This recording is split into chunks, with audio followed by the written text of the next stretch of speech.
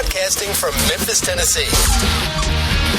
He's a soldier, storyteller, historian, and maybe a bit of a hellraiser. Click, listen, and enjoy. It's Dave Carter on the Ricochet Audio Network. Yeah.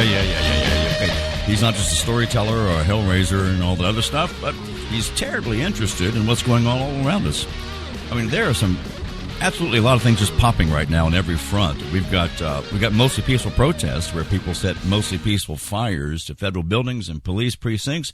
There's a huge spike in mostly peaceful homicides sprouting around like daffodils across the country. So, by the way, yes, hi, I'm Dave Carter, and I'm delighted to have you with us. Delighted to have you join in the observances here today. And so we've got a lot of ground to cover, so let's get right to it, shall we? Mollie Hemingway is a senior editor at The Federalist. She's a senior journalism fellow at Hillsdale College and the 2014 Lincoln Fellow at the Claremont Institute. She's a Fox News contributor, where she makes appearances roughly up every 20 minutes or so, it seems. Mollie, do they give you any rest at all over there? It's actually been a little bit less during the coronavirus times, so okay. I'm enjoying a slight respite. Good, because there are times I'm thinking they're going to have to clone this lady to make all this work all the time. She's the co-author of the book Justice on Trial, The Kavanaugh Confirmation and the Future of the Court. Her work has appeared in the Wall Street Journal, USA Today, The Washington Post, CNN, The Guardian, National Review, and the Los Angeles Times, among a great many others. And yes, folks, long ago, Mollie was an editor at Ricochet, where she made yours truly look a little better than I probably otherwise would. Mollie, how are you doing this morning?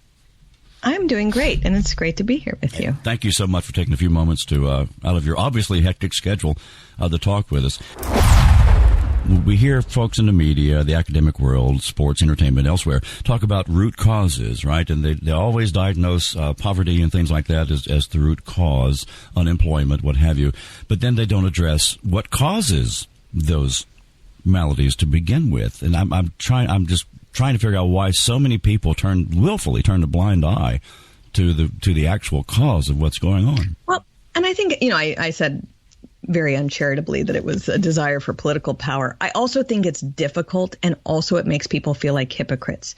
We all have, failures in our own family lives, and we don't want to address our own failures, and we don't want to tell other people what to do, because it's difficult to tell other people what to do. It's difficult when people in our own family tell us that they're headed to divorce or something like that, to encourage them to work harder. And so we just don't do it.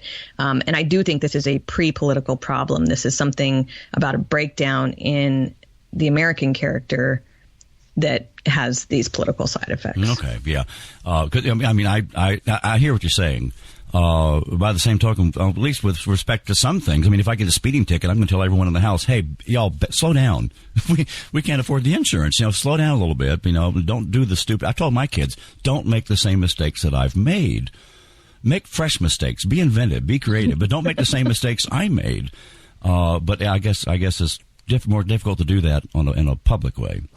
Let's talk about the peaceful protest for a moment. I can't get this image out of my head of the reporter standing in front of this huge structure fire in Minneapolis, looking into the camera, looking dead at us and saying, these are mostly peaceful protests. And I wondered, whatever happened to old Baghdad Bob? Yes. And now I know. He was the guy, for folks that may not know, who was assuring us that Saddam Hussein was firmly in control, even as his regime was collapsing and we were knocking out of power. And there stood this press guy for Hussein saying everything was fine. And now we saw him in Minneapolis. Is it cowardice on the media's part, or are they true believers in this revolutionary cause that we've got to dismantle society somehow?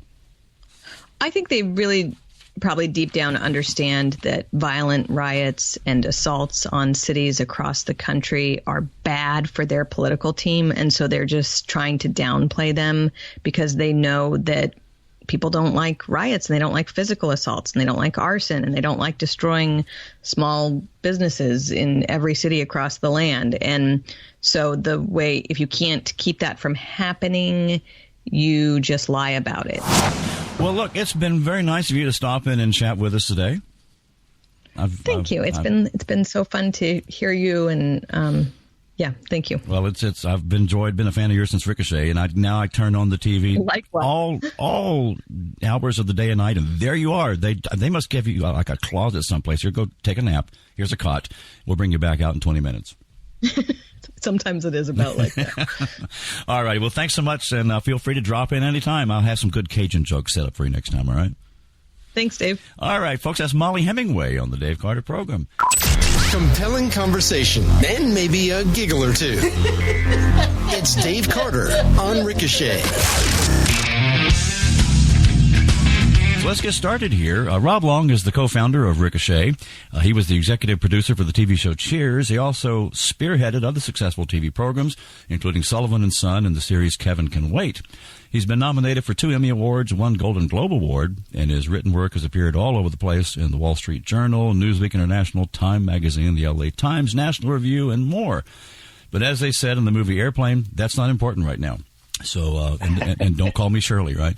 Right. Because you see, Rob lives in New York City, which, like many other places across the country, has descended into Mad Max territory in the last few days. So, first of all, Rob, thanks for taking the time to be on the show, man. I appreciate it. Hey, listen, let's make this fast. I got some stuff I want to pick up at the store. I know, it's not even funny, right? You're not even supposed to make jokes. You put a sign that says everything will go. I think everyone agrees that nothing needs to be done about bad cops. But I fear that so much of the unity that we've felt after what happened to Mr. Floyd and what happened to Ahmaud Arbery, I'm afraid that unity is being destroyed by people who wanted to divide us from the outset. The single exception I see is that people are unified in New York City and some places chanting de Blasio resign. Outside of that unity, I wonder if we can reignite that common purpose again. I know that's from 45,000 feet, but do you have any feelings one way or the other about that? Yeah, first of all, let's not breeze too quickly by the joy one feels in New York City. Walking by a group of people screaming de Blasio resign. That's a ray of sunshine we don't expect in this country. Yes, I believe in angels, right? We're talking with Jason Whitlock. And one of the things, speaking of the distortion of history, one of the things that he focused on, and you in turn focused on in the piece that you wrote, was a video that he put on there of James Earl Jones narrating from Frederick Douglass's 1852 speech, "What to the slave is the 4th of July," which was a very vital and essential question to ask in 1852, right? But that's the main point, right? Well, yeah, I think using the audio of James Earl Jones reading the 1852 speech, is very appropriate in 1852. Right.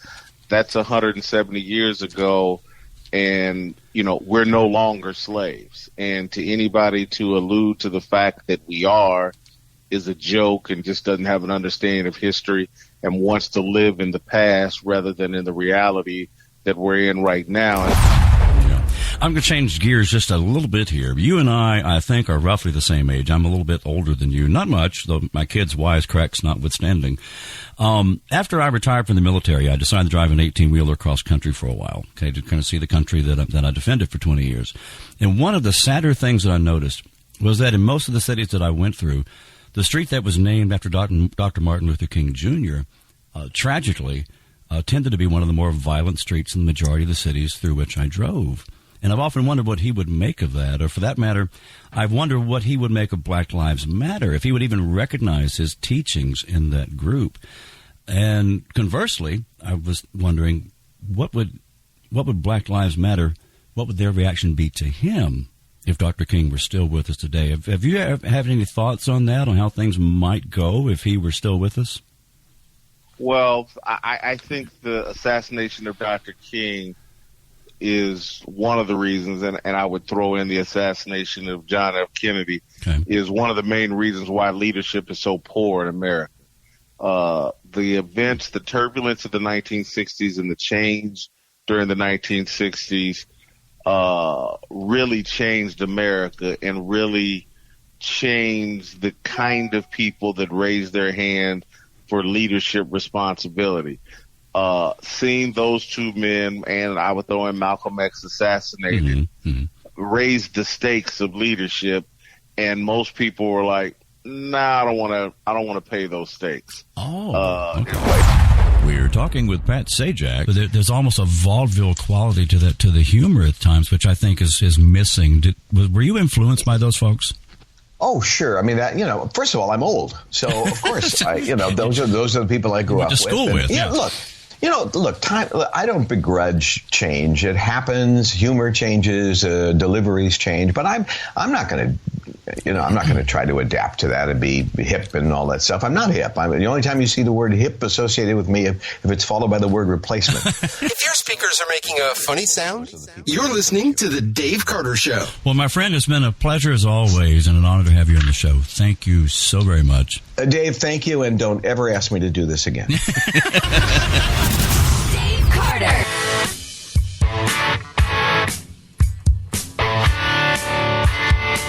Last week, I was privileged to be a part of a virtual editorial board meeting with Secretary of Veterans Affairs Robert Wilkie, and I talked with him briefly. Secretary Wilkie was nominated as the 10th Secretary of Veterans Affairs by President Trump and was sworn in on July 30th, 2018.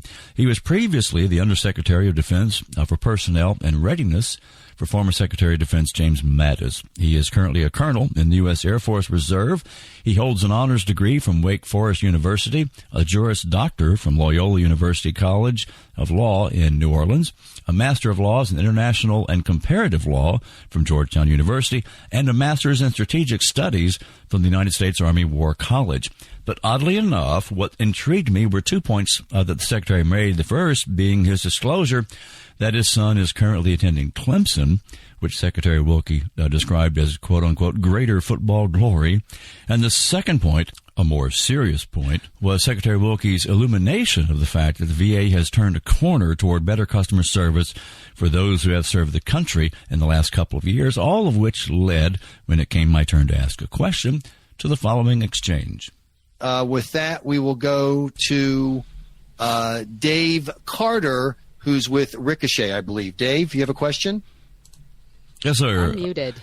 Yes, sir. Hi. Thank you for taking our calls today, Mr. Secretary. And belated condolences from an LSU fan, by the way. Well, my father was an LSU man. Oh, okay. All right. Well, that's good. I'm Wake Forest, so any team with a pulse is good for me. Okay. You mentioned the VA having turned a corner in the last couple of years, and I'm wondering from a macro perspective, I'm retired military also, so I know something about how bureaucratic sclerosis can kind of take a stranglehold on things. So how difficult has it been to bring that large bureaucracy around that corner with you and improve things? Well, I'm going to say that's a great esoteric question. The first thing was customer service, and when I talk about customer service, I don't mean the customer service that you get at Macy's or at Walmart. I mean customer service within the department. That means people communicating with each other, departments cross-pollinating with each other. Because if you don't have that, you're not going to have customer service for the people we serve. The other thing we did was put in place forcefully, and I'm sorry the folks from New Hampshire aren't there because New Hampshire was sort of ground zero for this. We put in something that the Air Force is very familiar with called high reliability organization. That means we created a bottom-up organization. I'm not a doctor. I've never played one on television. And what I wanted to do was make sure that people at all levels had a say in what was going on. There's also a military component to this, and that's walk the post. I just came back from my 47th state. I will be in office now 2 years on the 1st of August. You would be amazed how many places I've been in this country where the response has been, you're the first secretary we've ever seen. But what does that mean? That means we're out listening to the people who are on the front lines.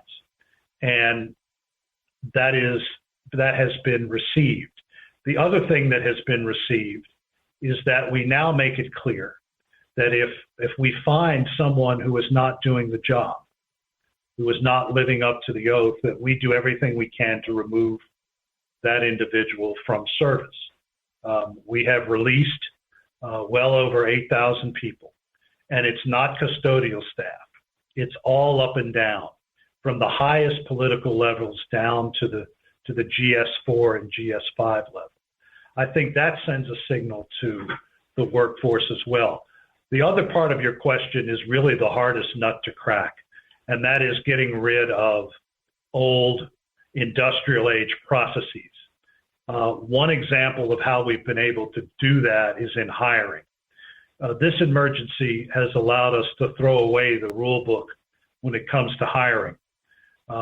Onboarding processes that in some cases took a year, now taking us 7, 8, 10 days.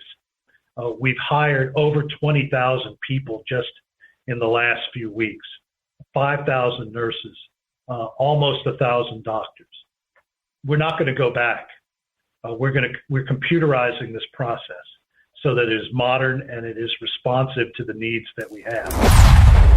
All right, on the phone with us now is columnist James Lileks. And for folks that haven't looked at the site, I'm going to pull on one thing here that I found. I was just kind of perusing, and you've got a portion of the site called the Institute of Official Cheer. Well, that's where it all began. Yeah, yes. And there's one that is in the 1970s, a brief account, only 100 pages so far, of the worst decade ever. So I click on that because that just intrigues me. And I keep a few clicks later, I'm looking at a catalog model who looks like she's wearing a picnic tablecloth or something. I don't know. It's just weird. And your description is as follows. I quote, 6 Harlequins were skinned for this, and the fire chief is still looking for his hat. This was a popular outfit for women who wanted to lie motionless on the floor of an Italian restaurant and observe people.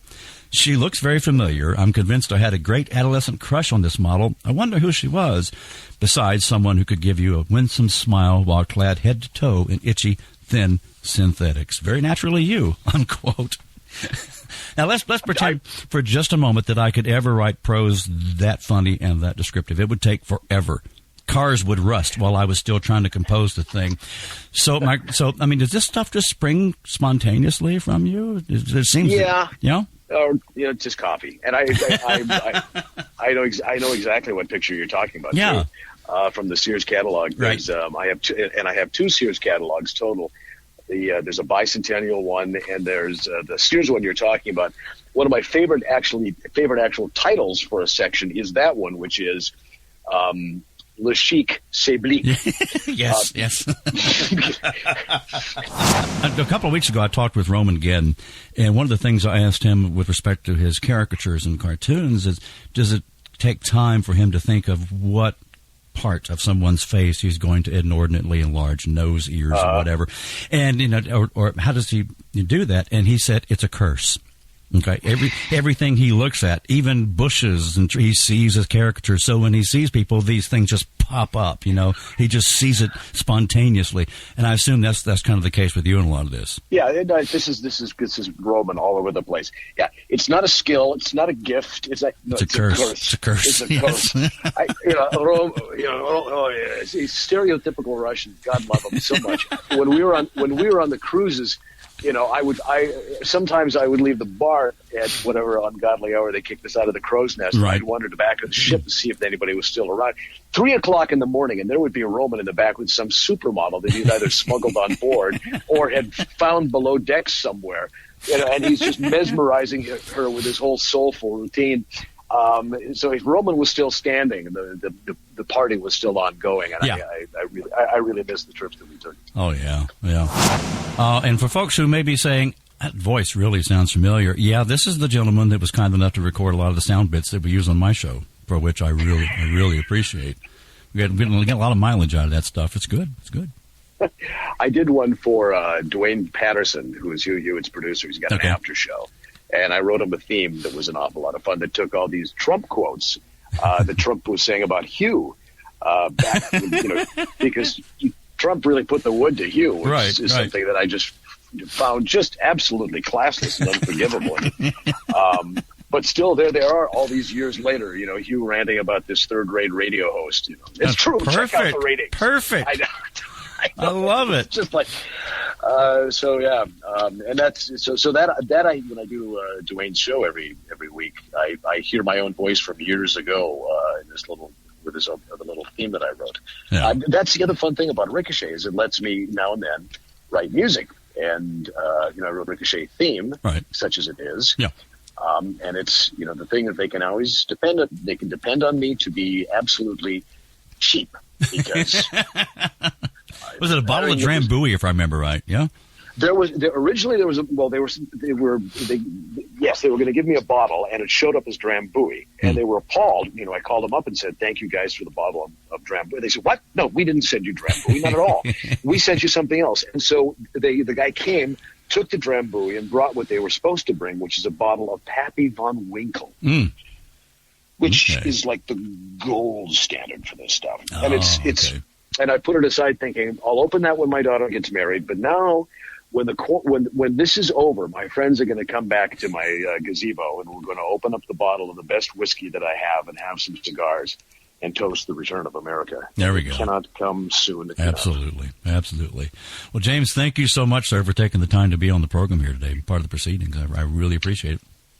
Great fun, Dave. Thanks for having me on, and can't wait to listen to this. And I advise everybody to subscribe to your podcast, of course, and to join Ricochet. It's cheap, and you'll never forget that. You'll never forgive yourself for not doing it earlier. Absolutely. You take care, sir. I thank you. Folks, that's James Lileks on the Dave Carter program. Because some people just need a pat on the head with a hammer. Dave Carter on Ricochet. Ricochet member Brian Watt is on the line. And I think that's the one thing that in these member interviews that I do, and I love doing this, but the one thread coming through all of it is almost everyone remarks on this one thing, and I think it might have even surprised Peter and Rob to some extent. They didn't, I don't think, realize the rich experience that so many people from so many different walks of life would bring to the site. Absolutely, yeah. It's an education just reading through the member feed, and you don't have to worry about somebody being called a Nazi. They leave, for the most part, they leave the worst spitballs, back, and when they engage thoughtfully. So it's a lot of fun. Yeah. Have you been to any of the meetups yet? By the way, I'm sorry. Have you been to any of the meetups yet? I've been to a few, probably about at least 3. I think it was at the USC meetup and the 200th cast, the meetup at the Reagan Library with Peter and Pat Sajak. Yeah. And then there was a dinner down in Orange County where I had an opportunity to sit and chat with Rob and a few others. Those are the only occasions when I regret not living on the West Coast. Oh, yeah. I was at the 200th podcast. I loved being there and meeting folks, and I missed all those other events because I'm on the other side of the world over here, and that's fine, except for those particular occasions when I wish I was out there with you guys. Yeah, it seems we haven't had too many meetups lately on the West Coast, so hopefully we'll start doing before the must be a COVID thing. Well, yeah, or there's an increasing allergy to California. I don't know. There may be a hair salon that we can meet at. I was hoping one of us would work that in here somehow. Thank you. That was good. Well, Brian, hey, first of all, thank you very much for taking the time to be on the program today. I really appreciate it. This has been fun. Thank you, David. I really appreciate it. I hope you're correct on your first article, and I hope you're dead wrong on the second one. I hope you're correct that I'm dead wrong. Well, remember, there's a reason why when Lyndon Johnson was president, they referred to Texas as a place where the dead vote often and Democrat. So maybe we can avoid that kind of situation. Yes, hopefully, yes. All right. And thanks for being a part of Ricochet. I really appreciate it. Folks, that's Brian Watt. Take care now. That's Brian Watt on the Dave Carter program. Your number one place for Dave Carter. That's Brian Watt. Smart gentleman and a genuinely great guy. It's a pleasure to hear from him, and hopefully we can get him on here again as the election plays out and get his thoughts on events. I'm thinking back on the events of the last week or two, and I can't get the cognitive disconnect out of my mind, the incongruity of it all, where an accused rapist, a guy wanted for felony sexual assault, he resists arrest, puts an officer in a headlock, is tased twice, continues to resist, produces a knife, decides to get into a vehicle that's not his, with 2 children in the vehicle. The officers repeatedly order him to cease resisting, not to get in the vehicle. which even people with a room temperature IQ would know that he puts those kids in mortal danger that are in the vehicle. Nevertheless, he reaches into the vehicle where yet another weapon is located, at which point officers have no option except to employ deadly force. And what happens? This predator, this violent felon, is nominated for sainthood, and his name is stuck on the helmets of formerly reputable athletes. I don't get it. There's a vocal and radical segment of the American population that has gone absolutely bonkers. So let me state an idea that some may find heresy, namely that one's pigmentation, whatever it is utterly irrelevant to the arguments that one makes and the soundness of those arguments or the morality of one's actions.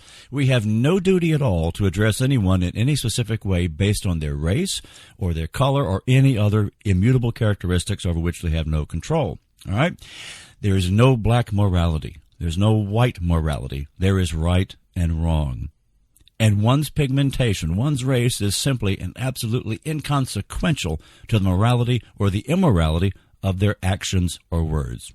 Got it? Got a problem with it? Then chime in on the comments of this podcast and let me know about it. Be happy to hear from you. Meanwhile, if you've enjoyed the program today or benefited from listening to it, I invite you to go on over to DaveCarterOnline.com, where you'll find a lot more of this kind of thing, from articles I've written over the years to current articles of interest that others have written. There's also a page full of podcasts for your listening pleasure, and a page called The Inkwell, wherein I write more introspective pieces for readers of my website. Again, that's DaveCarterOnline.com. The podcast here continues to grow, as it is currently heard all over the world, and we're certainly grateful that you've listened in today. With thanks and gratitude to Dave Sussman for talking with us, and to Ricochet Charter Member Brian Watt for sharing his insights, and with special thanks to you, the listener, I'm Dave Carter, and I'll see you next time. Thank you for listening to The Dave Carter Show. Don't forget to subscribe on iTunes so you won't miss a single episode. And while you're there, please leave a review and tell us what you think. And on behalf of all of us at The Dave Carter Show and the Ricochet Audio Network, thank you for listening.